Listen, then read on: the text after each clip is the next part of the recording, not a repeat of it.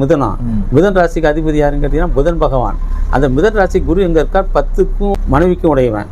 சில பேர் மனைவி கோச்சிட்டு போகிற மாதிரி இருக்கும், சில பேர் மனைவிக்கு விரயங்கள் ஏற்படும், சில பேர் மனைவி பார்க்க நம்ம கண்டுக்காமல் இருப்பாங்க. 10ஆம் இடம் தொழில் பார்க்க தொழில் விரயமாகும். விரைய ஸ்தானத்தில் உட்காந்துருக்கார். மனைவியும் தொழில் விரயத்திற்கு தொழிலுக்கு சில மாற்றம் ஏற்படும். அந்த மிதுன ராசிக்காரங்களும் பெருமாள் கும்பிட்டாகணும். பெருமாள் மிதுன ராசிக்கு அதிபதி யாருன்னா புதன விஷ்ணு. நம்ம ராஜசாமி திருப்பதி அந்த மாதிரி சாமியெல்லாம் கும்பிட்டாங்க மாற்றம் கொடுக்கும், பயப்பட அவசியம் இல்லை.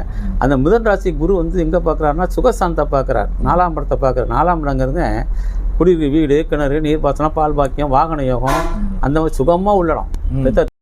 தாய் இடம் அது. அதனால சுகமாக இருப்பாங்க, ஒன்றும் பயப்படாது. இவ்வளவு ஏற்பட்டாலும் எந்த ரூபத்தை சுகம் கிடைக்கும்னு சொல்ல முடியாது, சுகத்தை கொடுப்பார்.